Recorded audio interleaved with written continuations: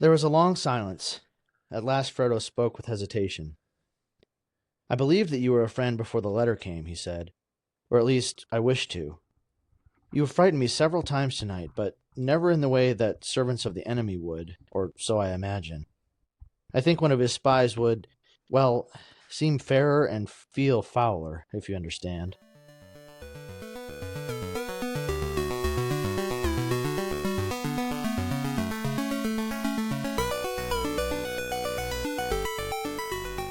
Welcome to the Wayward Wizards podcast. Today we are reading Chapter 10 of Book 1 of the Fellowship of the Ring. Chapter called Strider. I'm Zach. I'm Logan. Logan, we are like fully in it now. Yeah, Aragorn's like giving him the next steps in the journey and telling him how, even though they've known that things are pretty dire, that he's like, they're more dire than you think. Yeah. He's really giving him the what for about their nonsense hobbitry in the common room there. He's like, you little idiots. Yeah, not as careful as you should be. You need to by be any means. A lot more careful than you have been. Yeah, and it's hilarious that I love how Sam just completely mistrusts Strider in this section. He's just so committed to Frodo. It's hilarious. I vote no, sir. He's like, anybody who looks sideways at him, he's like, what? Yeah. What do you want? You got something to say to Mr. Frodo? Yeah, that's right. He's a little big in his britches for just a small hobbit. Big britches, small legs. But yeah, Aragorn says a couple times that he has a stout heart, which I think is really great. Yeah, he sort of likes Samwise right away. Aragorn does.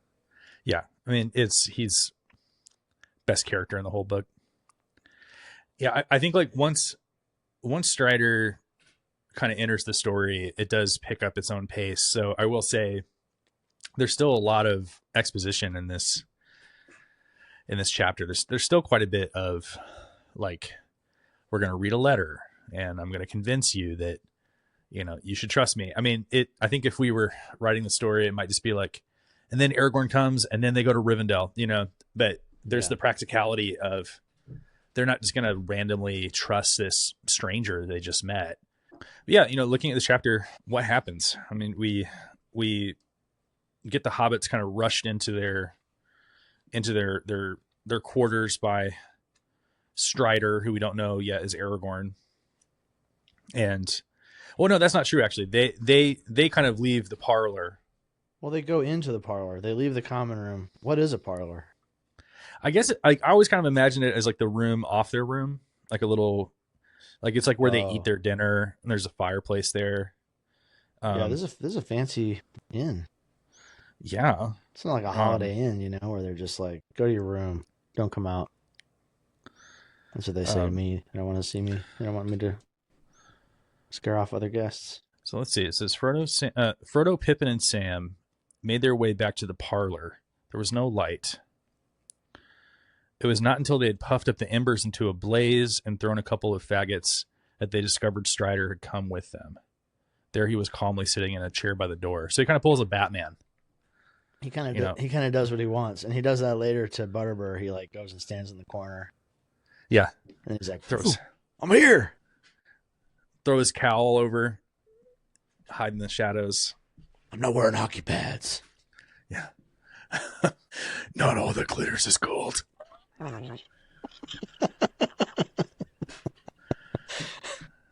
I always knew why I love Strider. It's because he's essentially Batman. Essentially, yeah. But yeah, I mean, he has this kind of this menacing quality to him.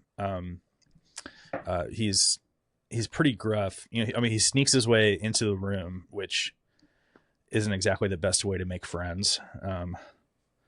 But Pippin's kind of like, "Hey, hello. Like, who are you?" Hello, said Pippin. "Who are you? What do you want?"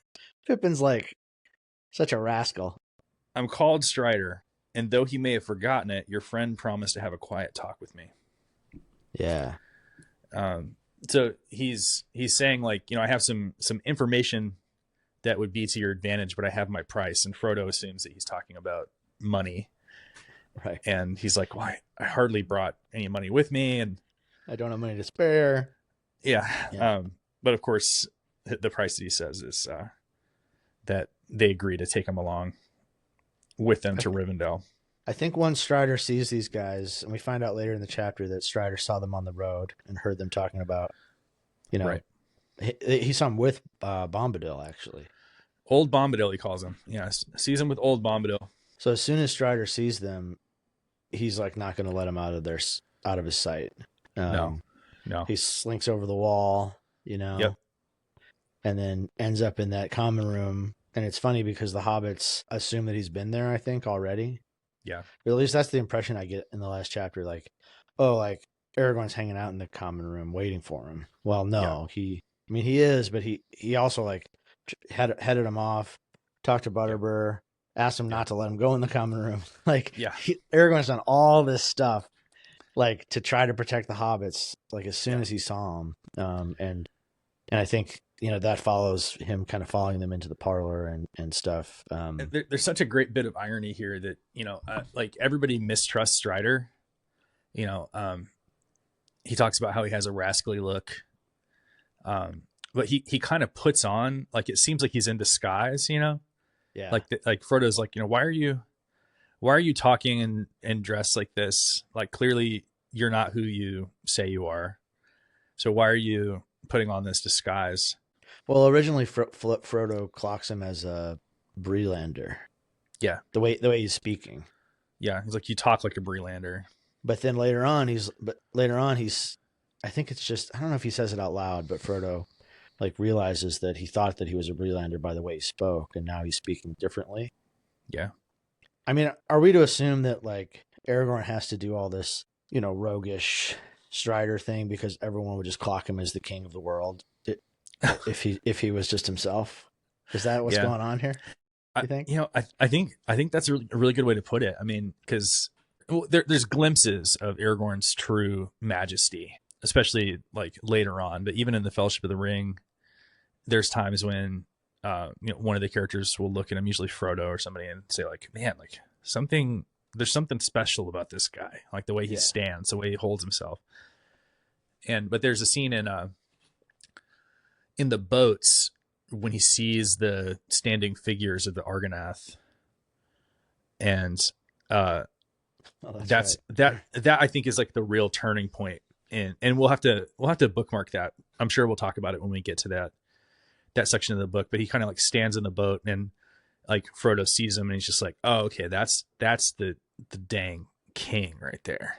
Yeah. Like there's no doubt that, he like laments. He's like, oh, if I could only just go straight to Gondor and reclaim my crown. Yeah. It is true that Aragorn is always king, and the only way that he could not be king is to smear his face with dirt and, grow his fingernails too long or whatever. Yeah. And just kind of look like he's been laying in ditches for years. And, but yeah, I mean, at one point he says to Frodo, like, I'm older than I look, which we find out later is absolutely true. He's in his 80s. Right. But he's got that Numenorean blood in him, so he still looks young. Just like me. Ooh, like a fine cheese. There's such an irony to the fact that nobody trusts him, but he's probably the most trustworthy person. He's kind of ostracized, partly I think by choice and like how he presents himself. He's always working for everybody else's good, like everyone around him. Yeah, and he doesn't expect any thanks. Yeah, and he's already started doing this before we even know that he's a part of the story. In the last chapter, after they say goodbye to Bombadil. So that's his nature, or his character is to always, be working for the good of his companions, or even not his companions, right? Like,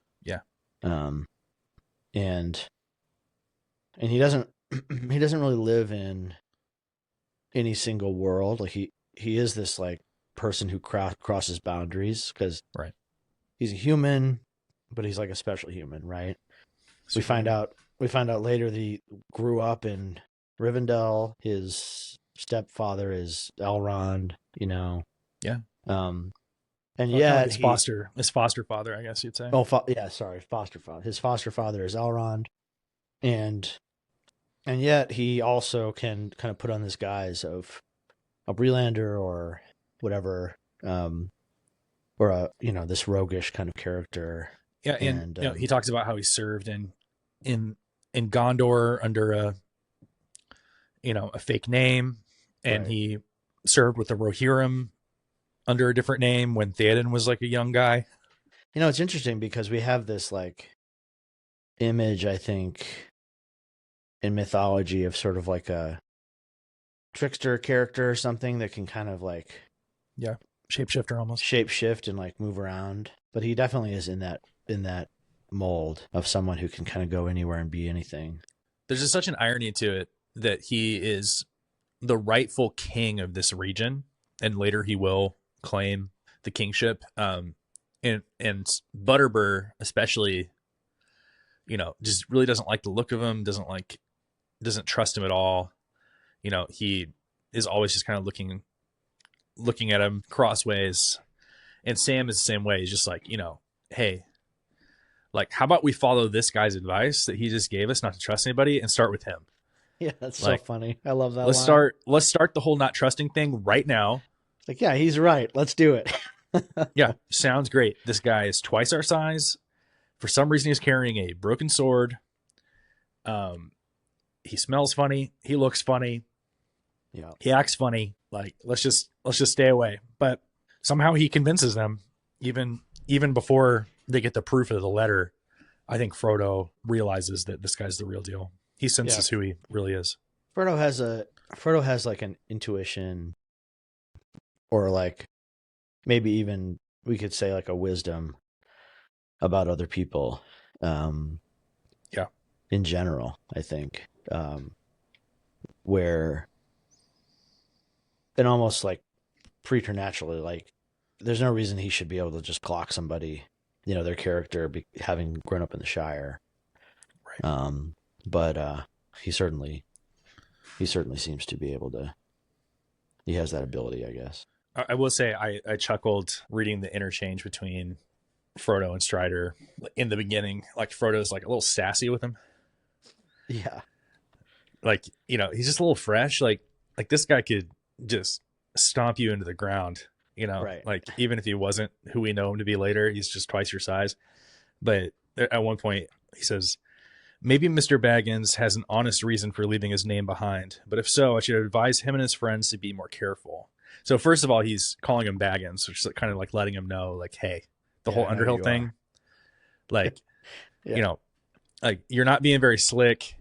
And even if you were being slick here, I already heard you give your name to Bombadil, like, on the road, right? on the road. So you're not being very careful. But Frodo sassily says back, I don't see what interest my name has for anyone in Bree, said Frodo angrily. And I still have to learn why it interests you. Mr. Strider may have an honest reason for spying and eavesdropping, but if so, I should advise him to explain it. And you can kind of just imagine Sam, like, in the background, kind of like, you tell him, Mr. Frodo. So yeah, they go back and forth. Aragorn scolds him for his little, what does he call it? His little prank in the common room where he accidentally, in scare quotes, puts on the ring. Yeah. And really is like, well, you're already being, too indiscreet, and then on account of your performance, and kind of your performance would be very interesting to certain people. What did Butterbur call it in the last episode? Your acrobatics. Acrobatics, yeah. Breaking my crockery. And then he gives kind of a long paragraph monologue. Yeah. About where he's been, what he knows. He says he's older than he looks, as you already said. And he starts to talk about the horsemen, the Black Riders, and about how if you leave without me, they're going to come for you. Yeah, you won't get far, he says. Yeah. Doesn't matter if you leave the road. He says they are terrible in a really short sentence, which is pretty impactful, I think. And They will come on you in the wild, in some dark place where there is no help. it says the hobbits looked at him and saw with surprise that his face was drawn as if with pain, and his hands clenched the arms of his chair. So Strider is like not afraid, but he is he gets really agitated talking about, like the servants of Sauron. Right? He says, "Perhaps I know more about these pursuers than you do. You fear them, but you do not fear them enough yet. Tomorrow you will have to escape if you can. Strider can take you by paths that are seldom trodden. Will you have them?" Yeah. So I think that's, paths that are seldom trodden. That's definitely like a little reference back to the original character of Strider being a club-footed hobbit named Trotter. Interesting. And even the pain in Strider's eyes, the way he's like kind of clutching his chair, that's definitely a memory of who this character used to be, which is a hobbit who was captured by the agents of Mordor and was tortured almost to death, so much so that he lost his feet. So I think that's an example of when Tolkien writes a bit of dialogue, he doesn't let go of it ever, even if it gets put into the mouth of another character later, or for example, the sniffing of the Nazgul. The first time the Black Riders appear in the drafts of the stories, it's actually Gandalf coming up on the hobbits on the road, and it says that he's sniffing. And so it's probably just that Gandalf was like sniffing around for him because he knew what they smelled like. Yeah, right. But that turns into this character trait of the Nazgul that they like sniff, and there's something creepily sniffing about. Sort of and that's animalistic or something about them. Right. But I think he treats his own previous drafts as like found texts that he has to either include or answer, which gives it a sense of historicity. And I think that, I think at this point, Strider is catching the hobbits up on the fact that although their kind of ignorance of what the Black Riders are has in a way protected them thus far, and it's protected other hobbits, that the sort of stubborn, Gaffer and Farmer Maggot, telling these big people that it's none of their business and they need to get out of here. Kind of, they don't have the kind of fear that the Nazgul sort of trade in this fear. They terrify people to death in a way, but that's not all they do, No. And Strider's like, he's not saying, he doesn't say this, but I think the subtext is like, your ignorance about these things are not going to protect you anymore. So you need me to protect you, essentially. It's like now you actually need an adult who has some battle experience, who carries a sword instead of a walking stick. And, I think it's telling that in the Barrow Downs, Fog of the Barrow Downs chapter, when Bombadil gives them the Númenorian swords, it says that the hobbits had never considered that they were going to need a sword. Yeah, they don't see that. They still kind of see this as like a walk, Yeah. And it's a dangerous walk, but they're not going to be doing any fighting, Right. Aragorn comes and provides them with that expertise that they're going to need. So I think that we need to fast forward to Butterbur coming in the door with candles. Yeah. And Knob. Knob is a great character. He's a thick-pated Knob. Knob is Butterbur's Samwise, I think. Yeah. You know what I mean? But it's funny because Butterbur clearly thinks of himself as like intellectually superior to Knob, even though Butterbur is also kind of a dumbass. Butterbur is like running around. He's like a half a brain, Yeah. Like he just can't remember anything. He's just jabbering, saying like aphorisms all the time. Butterbur comes in and Strider, does the Batman thing again and, goes into the shadows so he can't be seen. He comes in and he's a little shy and he's a little hesitant, but he's like, if I've done any harm, I'm sorry indeed. But one thing drives out another, as you'll admit, and I'm a busy man. Mm-hmm. You know, we talked last time about how he has all these Bree specific aphorisms, and one thing drives out another is one that he repeats here. He says, I was asked to look out for hobbits of the Shire, or for one by the name of Baggins in particular. So, of course, the hobbits, there's other people going around looking around for a hobbit named Baggins. And so the hobbits kind of immediately assume the worst and are kind of like, oh, like, you know, by these like black riders, perhaps you've been told to look out for hobbits. Yeah. But Frodo is like, you know, what does that have anything to do with me? Obviously, you know, my name is Underhill. Like I'm not. And he goes, well, you know, I was given a description that fits you. And Frodo's like, all right, well, let's have it. You know, what's the description? And the description is a stout little fellow with red cheeks. And Pippin snorts. Pippin chuckled, but Sam looked indignant. That won't help you much. It goes for most hobbits, Barley, he says to me, continued Mr. Butterbur with a glance at Pippin. Oh, it's beautiful. And this one is taller than some and fairer than most. So Frodo's kind of a hottie. With a cleft chin? I mean, come on. A perky chap with bright eyes. What does it mean when someone says they have bright eyes? Does that mean they're like intelligent? Keep a lookout for the hottest hobbit you've ever seen. You're going to love looking at him. Smoldering Frodo hobbit. Baggins. Bright eyes, I think it means sort of like alert. Awake. Yeah, like be bright-eyed. Yeah. Yeah, this description you can almost imagine being in like Sam's like scrapbook. Like, Mr. Frodo, stout fellow, rosy cheeks, clefted chin, bright eyes, perky fellow. Sam. Frodo plus Sam forever. And Frodo says, he said it, and who was he? Oh, that was Gandalf, if you know who I mean. We do know. A wizard, they say he is. Yeah. But he's a good friend of mine, whether or no. Yeah, so I like that. Like, even though he's a wizard, that's nonsense. He's still my friend. Yeah. Don't hold that against him, that he's a wizard. Right. He says, Barley. Oh, first off, I love that Gandalf just barges into his room without knocking. Like, Gandalf, come on, privacy. Yeah.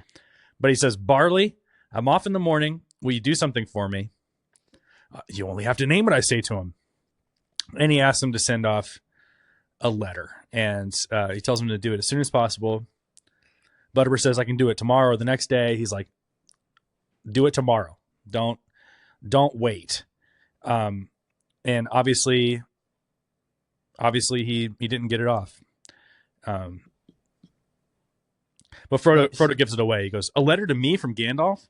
And Butterbur's like, oh, so your name is Baggins. It's like, it's everybody knows, Frodo. Yeah. Everybody knows at this point. No one is tricked. Right. And he says that, you know, he meant to do it right away. He's mortal afraid that Gandalf is going to roast him or turn him into a block of wood.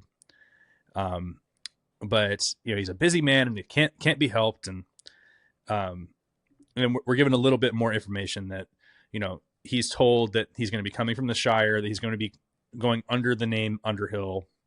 And so to look for him. And Gandalf says to do whatever he can to help him if he comes through. Mm-hmm. And he says, if they're here and I'm not with them, something's gone terribly wrong. Yeah. Which we've known, but this is really the first time that someone is like kind of confirming that Gandalf is in some sort of trouble. Yeah, Gandalf isn't just absent, he's missing. Right. Yeah. He's not just delayed, he's detained by some force. You know, Frodo's going to say, who could have detained Gandalf? Like, you know, like who could have stopped him? You know, was it the Black Riders? And he's like, it must be either the Black Riders or their master. Yeah, only Sauron could, you know, or forces of Sauron. Yeah. On the level of the Black Riders could detain someone like Gandalf. So, like, Aragorn has no like indication, no intuition that Saruman has betrayed him. He doesn't have reason to suspect that Saruman would cross Gandalf in that way. And then we get, further indication from Butterbur that these black men, the Black Riders, are looking for Baggins, and you can tell that Butterbur also, he understands that these guys are not, to be sort of messed with. They're bad news. And then he says, and that Ranger Strider, he's been asking questions too. Tried to get here to see you before you'd had a bite or sup, he did. And that's when Strider reveals himself. He did. And much trouble would have been saved if you would let him in, Barlaman. You, he cried. You're always popping up. What do you want now? But Strider reveals like the true danger. He goes, these Black Riders, they come from Mordor. From Mordor, Barlaman, if that means anything to you. And it does. They're really scared of this.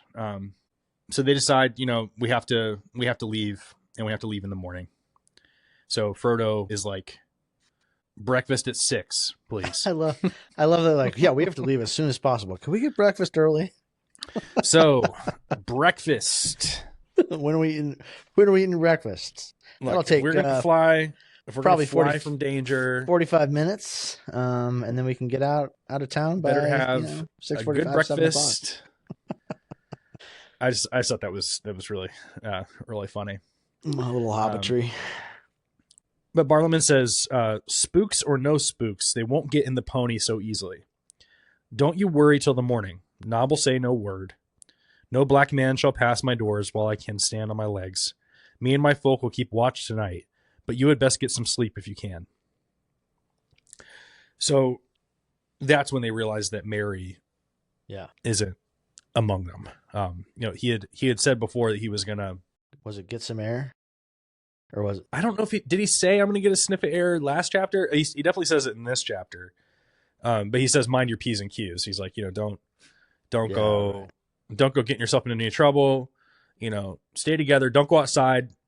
But that's exactly what we find out he did. But they realize that Merry is gone. They don't just drop everything and go look for him, which I think is kind of hilarious. It just kind of shows they're still not quite fully on guard yet. Yeah. But they read Gandalf's letter, which is one of the funniest things in the entire book, I think. Yeah. It's got such great humor to it. We learned lots of great information, but it's also just like really ironically funny. Do you want to read a little bit of it? Yeah, sure. The Prancing Pony, Bree, Mid-Year's Day, Shire Year 1418. Dear Frodo, bad news has reached me here. I must go off at once.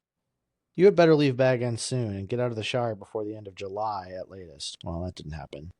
Yeah, they missed that by a few months. I will return as soon as I can, and I will follow you, if I find you are gone. Leave a message for me here if you pass through Bree. You can trust the landlord, Butterbur. You may meet a friend of mine on the road, a man, lean, dark, tall, by some called Strider. Handsome, beautiful. Yeah, he's just the most beautiful man you've ever seen. He knows our business and I'll help you. Make for Rivendell. There I hope we may meet again. If I do not come, Elrond will advise you.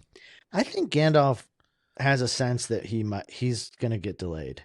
Or maybe he just knows that that's how these kind of things go, And I love he's got 3 postscripts, which is really funny. Yeah, the PS, the PPS, and the PPPS just cracked me up as a kid. I remember. Do not use it again. Do not travel by night. They've like done both of those things. They used it like 5 minutes ago. Make sure he's the real Strider. And then instead of actually giving them a description, he just writes this poem. What a weirdo. That all his gold does not glitter.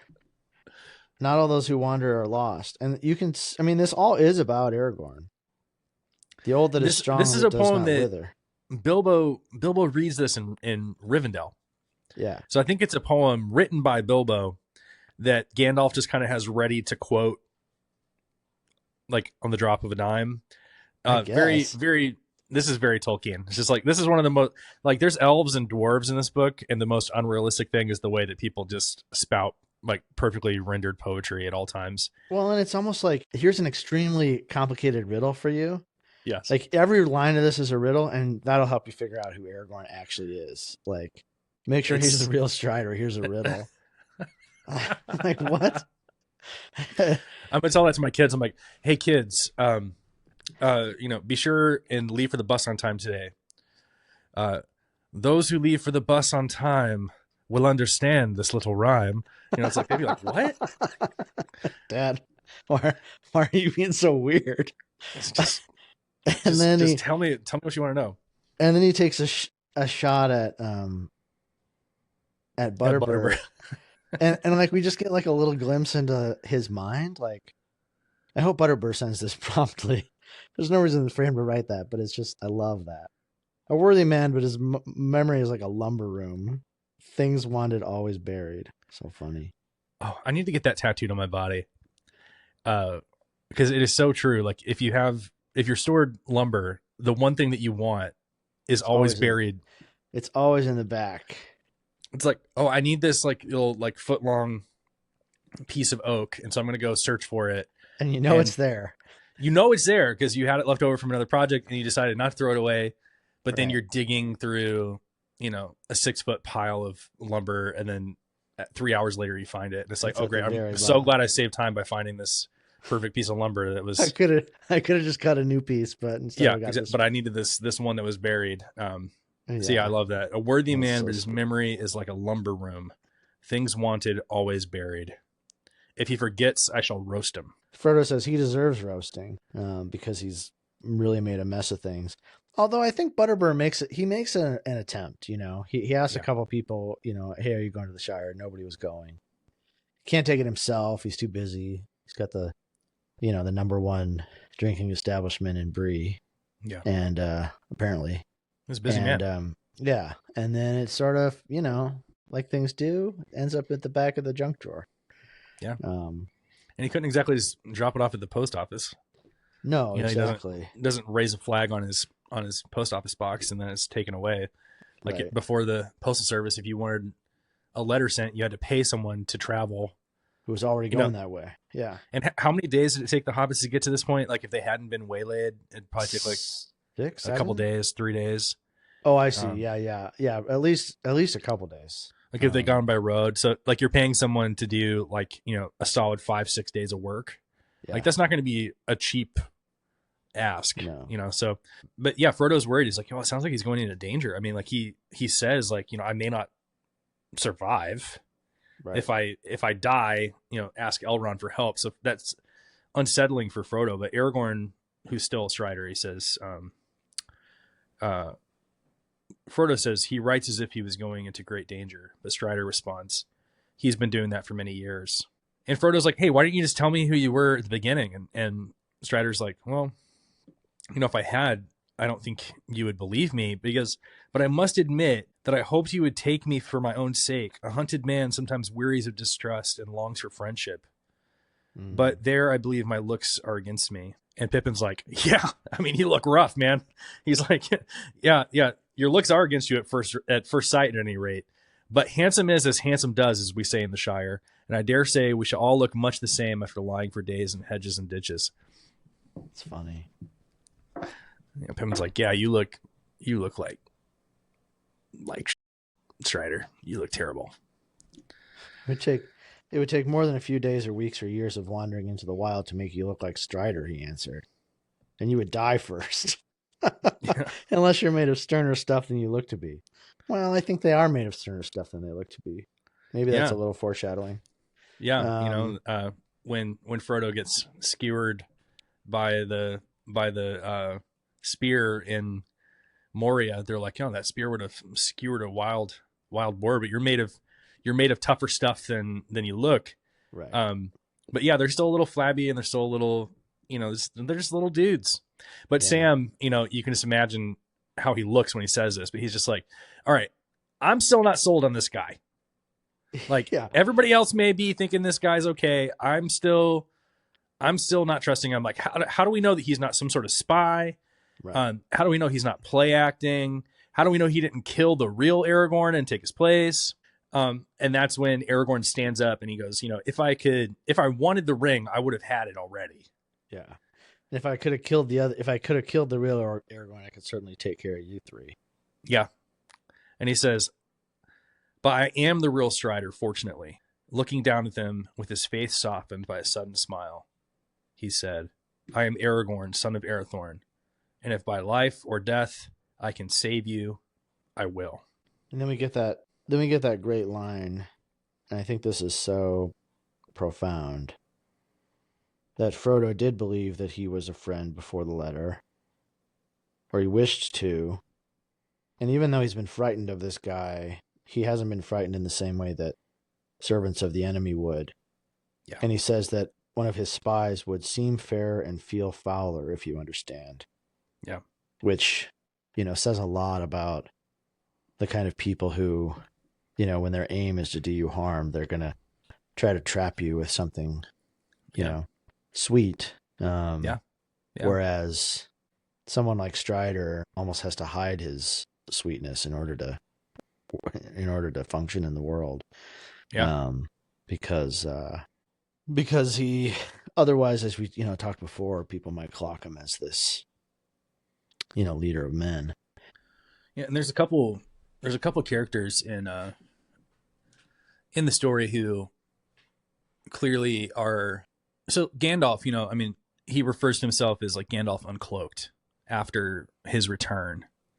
And he like kind of warns people. He's kind of like, like, watch out, because like if you keep it up, you're going to see Gandalf the Grey uncloaked. So there's a sense that Gandalf, the reason why he kind of is presented as a little old man, is because if people saw who he truly was, with his like spiritual power, right.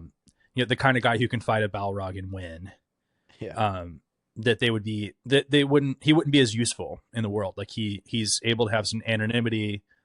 They're misjudging of him as a tool that he uses, and he intentionally cloaks his majesty. And I think that's the case with Aragorn as well. He uses it to his benefit.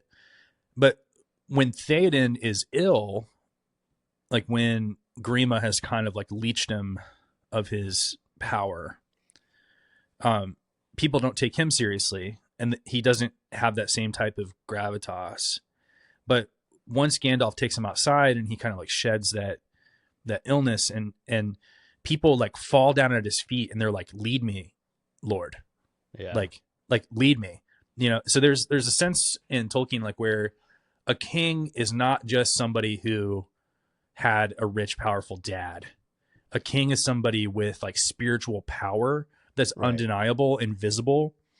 And so when Aragorn, takes off the guise of the ranger and puts on his full self, his true self, people can't help but they melt when he walks in the room. He commands people not for any trying. It's just a natural part of who he is. Well, the sort of sacral dimension of the characters who have this power, sets them apart, right? So it sets Aragorn apart, it sets Theoden apart, it sets and like the distinction between somebody like Gandalf and somebody like Saruman. Like Saruman literally lives at like in a huge tower, that like no one can approach, and everybody he talks to sort of does his bidding because he has this like word power, whatever, command. A spell, literally. A spell meaning word. Exactly. And so Gandalf kind of having this guise as the Grey, the Stormcrow, this little old man, is part and parcel of the way that he moves through the world. So that idea that all that is gold does not glitter, is, which, all that glitters is not gold is the phrase that is in my head first. So I'm assuming that Tolkien is playing on that, like an older phrase. That'd be interesting to know. I'm not sure. I know we were just making fun of the the poem, but maybe we should actually read it. I actually think it's really beautiful. It is. I think it's one of my favorite pieces of poetry. It's just such a Tolkien thing to do, to be like, oh, and then this character will, break into, a perfect recitation of a poem. Yeah. And it's funny that it's like how you, I mean, it's the funny part is like, how useful is this? And like the postscripts get funnier and funnier, right? Yes. Until he's like just making fun of, and then he even writes his final signature, his rune, really huge at the end. Even that is sort of funny. Do you want to read the poem? Yeah, and he signs his name after every postscript, so it's like yours in haste, and Gandalf, each one, and then he signs it. Each one gets bigger and bigger. It's just like how much haste can he be in if he has time to write a poem? But yeah, let me let me read this piece of poetry. All that is gold does not glitter. Not all those who wander are lost. The old that is strong does not wither. Deep roots are not reached by the frost. From the ashes a fire shall be woken. A light from the shadows shall spring. Renewed shall be blade that was broken. The crownless again shall be king. So we learn a lot about the character of Strider from that poem. I mean, it's like not all that is gold does not glitter. So he is gold. It's just gold that's obscured with dirt and grime. Right. He doesn't glitter, but he is gold. Not all who wander are lost. He's out in the wilds, but he's not without purpose. Like he is going to be the king, even though he's crownless. He'll be king again. Right. The old that is strong does not wither. Deep roots are not reached by the frost. So he's old. Mm-hmm. He's sturdy. He's got deep strong roots. He's got ancientry. He's like an old tree. You just try to chop that thing down. Its roots go deep, and its body is tough. Just try to chop it down. From the ashes a fire shall be woken. A light from the shadows shall spring. Yeah. And then here's a line that is great. Renewed shall be blade that was broken. The crownless again shall be king. So the broken blade that he's carrying with him cut the ring of power from Sauron's hand. Yeah. This is a blade from Numenor that was held by the king of Gondor and Arnor, Elendil. Elendil died throwing down Sauron. Sauron's dead body is laying limp on the field of battle. Yep. And Isildur takes the broken sword and cuts the ring off the finger of Sauron, disembodying him. What a badass thing to be carrying around. I mean, I'm trying to think of what would be what would be a similar thing for us just to be carrying around. This happened 3,000 years ago. It's like, okay, we're carrying King Arthur's sword. The spear of Longinus or whatever that, pierced Jesus' side on the cross, or, maybe Excalibur. Yeah. Or like an iPhone with a cracked screen. You know what I'm saying? Oh yeah. But it's what do weird. We carry around? We don't carry around crap. That's the only reason important. The only reason I say that is because I think it's really weird that he's got a broken sword. He doesn't have a proper sword. That's what I was going to ask. It's like you could get. I mean, Aragorn, you could have a real sword. So here's my question, and I've always wondered this. I have this written down to ask you. Okay, so he reveals his true self. He puts his hand on his sword to show them that he could kill him if he wanted to. It's in a scabbard, is it not? Yeah, it's in this. But then he pulls it out. He says, I am Aragorn, and these verses go with that name. He drew out his sword, and they saw that the blade was indeed broken, a foot below the hilt.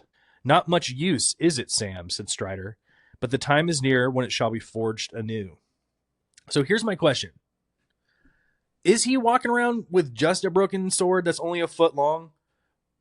Basically just a dagger length sword, or does he have another sword with him? So I don't remember what happens at Weathertop well enough to say. We'll have to mark that. I mean, he fights him with fire at Weathertop. Right, and so I don't think he fights him with a sword. he doesn't even take his sword out. I don't know if he does have a. I think he does. I think that it's in character for Aragorn to say, "I'm not going to use any sword. I'm not going to. until I'm not going to fix the screen on my iPhone until I can get that real nice tempered glass on it. You know what I mean? Until it's yeah, time. Like yeah. so he's got this thing, and it's like a symbol to him of the fact that it's not time yet or something to claim his inheritance. But he's been fighting in all these wars and stuff in Gondor and Rohan. Like, is he just I mean, fighting on in battles without a sword? No, I think he picks up a sword. I think when he's like going to Gandalf or to Gondor and Rohan, people would look at him sideways if he pulled out his little. I just like, wonder. broken sword. Part of me is like, and this is not said explicitly, but I just wonder if this just shows that he's like such a badass that he's able to fight in all these wars without even using a sword, because it's like the sword that I carry is like not even useful, so I just have to like use my freaking hands. I guess that wouldn't give it. I mean, it wouldn't give it away that he's Aragorn, but I still think it'd be pretty conspicuous that he's got like who's this guy that joined the army who he doesn't even have like a real sword? Like, what's his deal? He's like the Hacksaw Ridge guy. Like he doesn't carry. Yeah, like he still distinguishes himself, but he doesn't carry a weapon. Right? Like, and I wonder. I mean, talk about like this like brings him back to Batman again. Batman's no guns. Well, and he's a healer, right? So like maybe when he signs up for Gondor, he's like a medic or something. You know what I mean? Like, well, I think maybe he's there. That's one of those like things about Tolkien. I literally, so I've always wondered this. I've always wondered like, okay, so does he just like not? And I don't think we'll also have to earmark this and see if it mentions him using any other blade. But I get the sense where it's just like he's this mythic character who, like, not only does he carry this broken sword around, but he like refuses to use any other sword because no other sword is worthy of him. Right. So instead, he just goes throughout his life without using a sword. I definitely think that's at play. I have a hard time imagining him never using any other sword, but I also think that, in his kind of guise as a, in the like Dunedain Rangers thing, it would make sense that he would only have the broken, sword. I just like carries it ready for when it's time to reforge it. Does he have all the little pieces with him? Is that? I mean, well, that's the other thing. It's like, are all the other shards like just down in the hilt, and he has to like shake them out when the time comes? Maybe he's got a little purse, and he what if he loses one of the shards? But it seems like, and I think we get some more of this like as the story unfolds, and we'll have to kind of. It seems like, okay, they kept the shards all the way from Isildur's time. They kept them in Rivendell. Right. Isildur's heirs maintained them, and then they said that they wouldn't reforge it until the ring was found again. That once the ring was found again, they would reforge it to fight, because it'll be needed to fight Sauron. Yeah. It has like real legitimate power, and it's not just a symbol of like the reforging of the kingdoms of Gondor and Arnor and the return of the king. It's also like a desperately needed weapon to fight Sauron if he were to get the ring back. Because it's the one that threw him down before. Right. And he fears it. Sauron, like when he reforges the sword and he shows it to Sauron in the Palantir. Right. And that's that weaken, like just seeing it weakens Sauron enough for them to do their last march in Return of the King. Yeah. But yeah, I guess that's my question. I guess in my mind, I'd like to think that he just like any other sword is beneath him, so he won't use it. I would love to hear from listeners what they think. Do they think that he has not used a full sword? I mean, ever. It's almost like he's like waiting for marriage, He's like, I mean, honestly, like that kind of like chaste romanticism is like right in the pocket for Tolkien. That's a Tolkien thing, Like absolutely. he's waiting to marry Arwen, and he's waiting to like, you know, use this like phallic, like not to get, hopefully we don't get like an explicit marker for our talking about like phallic imagery in Tolkien, but I mean it's you know, we already talked about Orthanc. I mean, talk about phallic imagery. Yeah, Orthanc, Barad-dûr, Minas Tirith's pyre, yeah. you know, and the sword. The sword. You know, the reforging of the sword. He's, in my mind, he has never used another sword and never will. I think you're right. I mean, I think if I had to choose, I would say that it tracks for that kind of romantic notion that he's waiting for the time when the sword is needed. Or it will be passed on to, well, yeah, to his offspring, but he doesn't have, you know, it's not yet. Because Arwen's the only one that's good enough for him. And Bilbo has like written this, I mean, this prophetic kind of verse, and he's like, this is about Aragorn. Yeah, Sam is to Frodo as Bilbo is to Aragorn, like writing fan poetry. Yeah, that's true. Yeah, I mean, renewed shall be blade that was broken is about the blade and about sort of Aragorn and Aragorn's line, right? Yeah, yeah. And I think you're right that it tracks that blade and marriage are sort of the same. They're part of the same kind of the forging of two into one.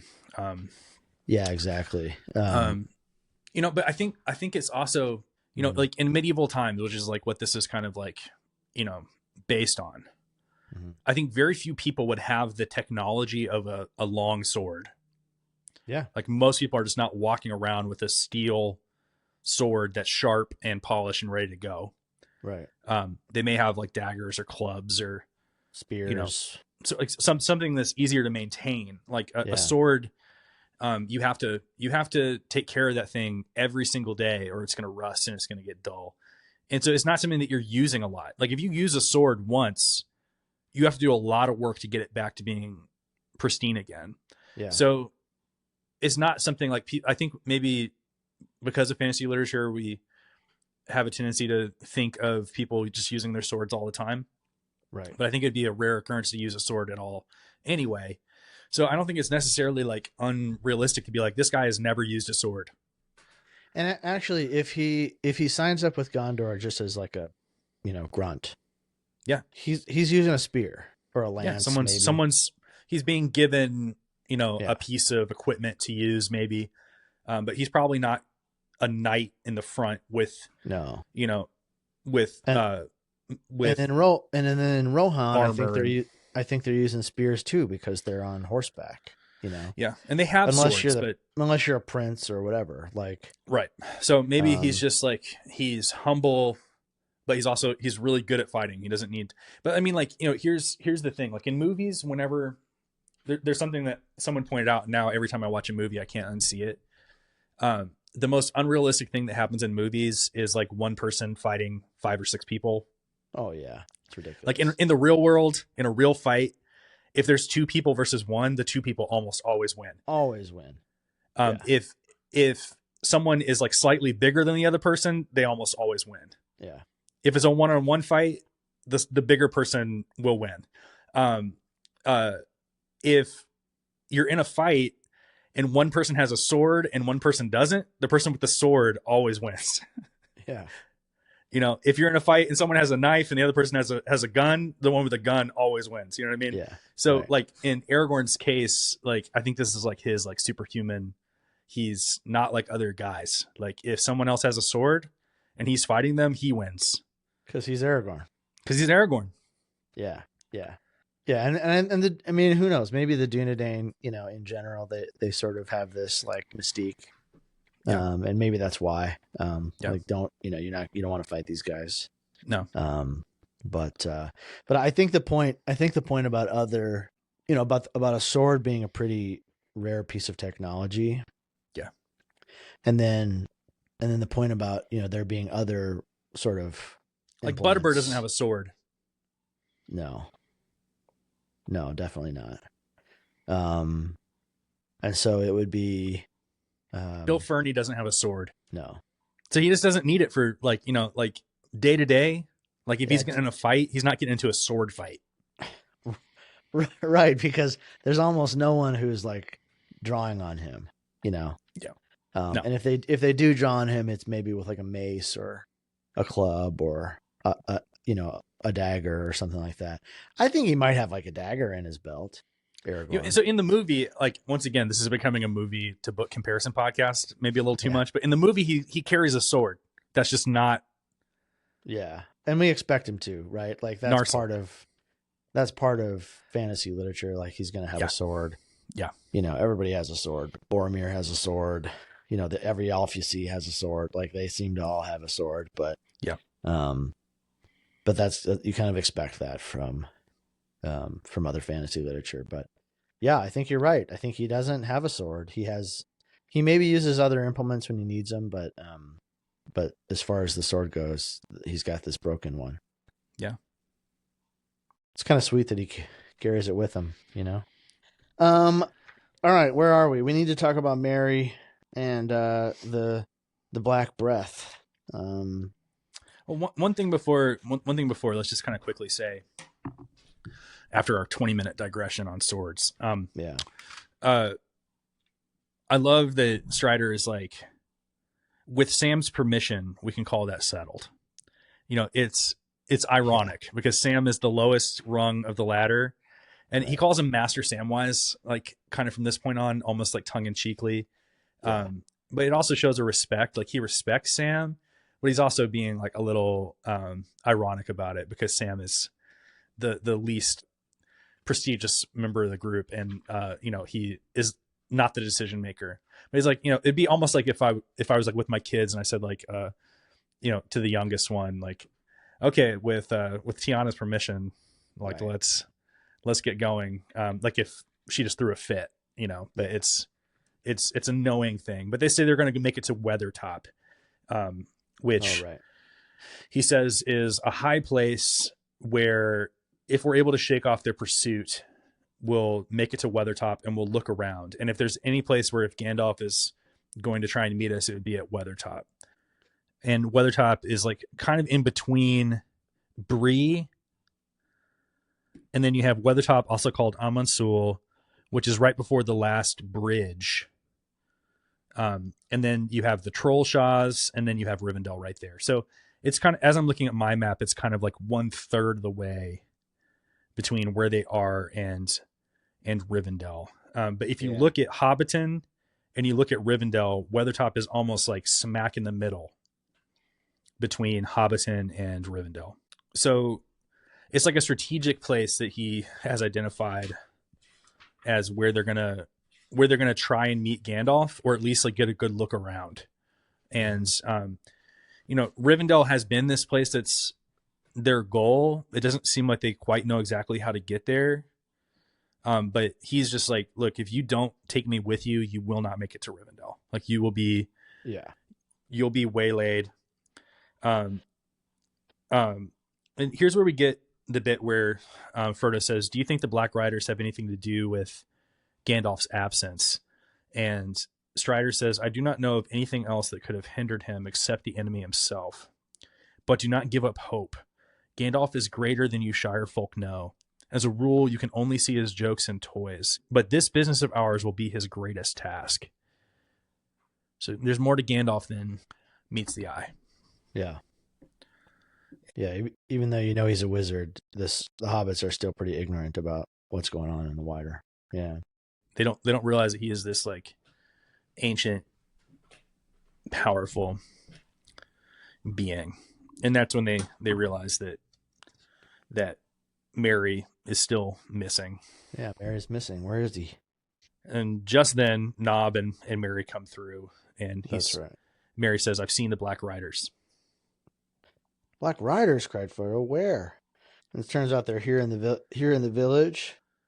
He stayed indoors for an hour. And then you didn't come back, so I went out for a stroll. And it says when he's looking at the star, he's just outside the light of a lamp, looking at the stars. He shivered and felt something horrible was creeping near. And it sort of overcomes him. Yeah, it says a deeper shade among the shadows across the road. Right. And then Strider interrupts. Mary's sort of freaked out, you know. Frodo tells him to keep going, and I think it's really fascinating. I guess I had never really like paid attention enough to this before, but he's overcome, and Nob sees him just sort of Kind of passed out. Yeah. passed out on the ground with these kind of shades over him. It looked to me as if two men were stooping over something, lifting it. Yeah. And he gave a shout. So Nob drives him off. I guess is it implied that that's the Black Riders themselves? I don't know if it's the black. I think so, but I suppose it could be, you know, one of these Southerners and what's the other guy's name from Bree? Fernie, is that it? So let's read it. It says, so Nob goes to look for him. He says, just nigh Bill Fernie's house, I thought I could see something in the road. I couldn't swear to it, but it looked to me as if two men were stooping over something, lifting it. I gave a shout, but when I got up to the spot, there were no signs of them, and only Mr. Brandybuck lying by the roadside. He says, I thought I had fallen into deep water. Yeah, it says that he hears something right before that. It says he hears something by the hedge. Something was muttering or whispering or hissing. I couldn't tell what it was. I was almost like compelled to go toward it. And then when he tries to get away, he feels that feeling behind him and falls over. Strider calls it the Black Breath. The Black Breath. Yeah, so there's some kind of wraith powers that will overtake you and can kind of knock you out. Well, it seems to me that Nob kind of like the Gaffer drives away Black Riders, you know. So I mean, and I think this gets to something that we've mentioned, which is that the Black Riders' power, and Strider says this explicitly. Yeah, he says that that they're strongest in the dark, and that they're strongest when there's loneliness. Mm-hmm. That their weapons are loneliness and fear and terror, and so even a place like the Prancing Pony is like a fortress to them that they can't penetrate. Anywhere with lights on and cheer, is impossible for at least this far from Mordor. Yeah, they're like powerless to invade that, and you know it reaffirms for me something that I noticed in my last reading, which is that it's like very important for the hobbits. As funny as it is to say, like, you know, we need to stop and eat breakfast or dinner or whatever. Yeah.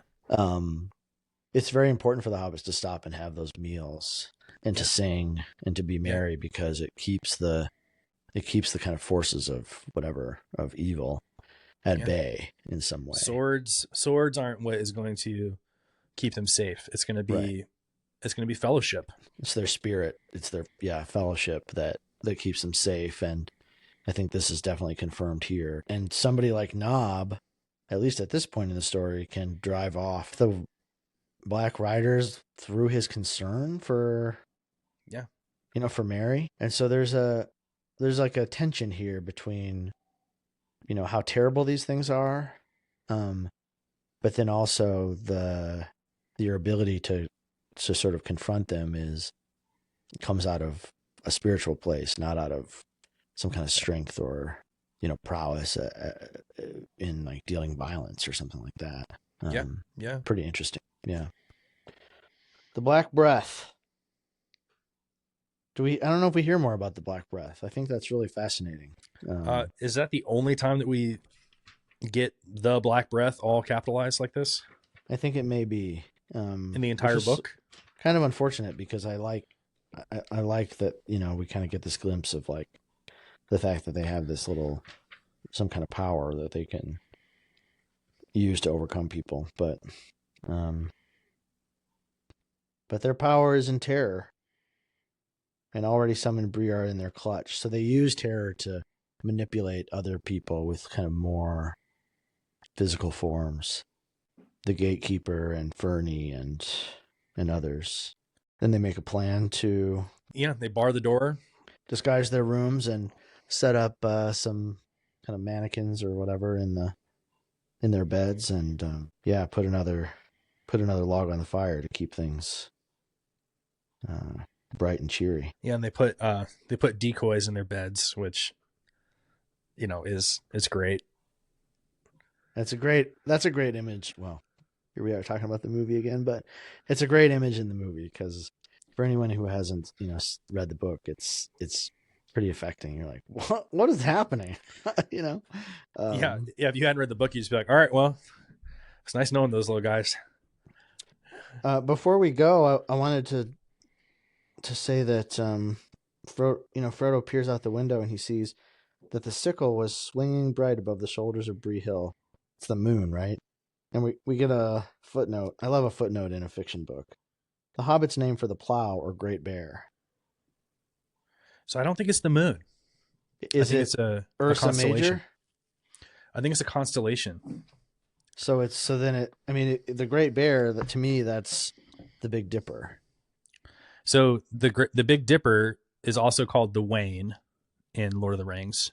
Okay, and so it's not that. The 7 stars of the Great Dipper are the 7 stars above the tree of Gondor. Oh, I see. So it's a symbol of the house of Elendil. Right.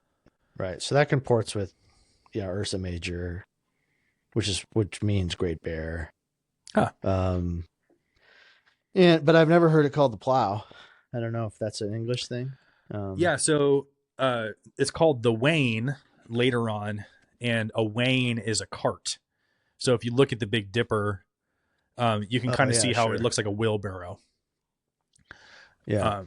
And he uses the word wain to describe a cart later on when the women and children of Gondor are fleeing Minas Tirith. Right. It says that they're using their wains, carrying their belongings to flee the city. Right. So you can imagine them kind of pushing wheelbarrows. Yeah, 2-wheeled cart. Yeah. Right. This is another example of just kind of like him paying really close attention to what constellations would be visible exactly this time of year. He'll never mention stars being visible that wouldn't be visible. And the way that stars and other celestial objects are symbols of strength and hope, purity, goodness, light, that embolden and ennoble us down below, give us strength and courage. And this like symbol of Aragorn's house, is in the heavens. Right. It's written in the stars. And then just for good measure, those of us who skipped the very long song that Frodo sings in the last chapter won't know what he means, but Merry says, "Jumped over the moon," chuckled Merry. Very ridiculous of you, Frodo. So Tolkien's pretty impressed by his own work there, I guess. And I wish I'd been there to see it. The worthies of Bree will be discussing it 100 years hence. I hope so, says Strider. This is saying, yeah, you guys keep laughing. I hope we make it through the night. Yeah, right, exactly. So that was Chapter 10. Chapter 10, Strider. We are cooking with gas. Next we have A Knife in the Dark. Chapter 11 of Book 1. Now, just glancing at the first 2 pages, there's a lot of exclamation points. So it gets pretty exciting here. Fire! Foes, awake! I'm looking forward to it. We got 2 more chapters in this book, and then we're done with Book 1, which means we're almost a sixth of the way through already. Yeah, dude. Well, thanks for reading along with us, everyone. Going on this journey with us. Mm-hmm. Things are about to kick up. Popping off. Yeah. It's a real sprint to Rivendell, which of course then comes to a dead stop for the Council of Elrond. Yeah, it gets pretty dense. But things are about to pick up.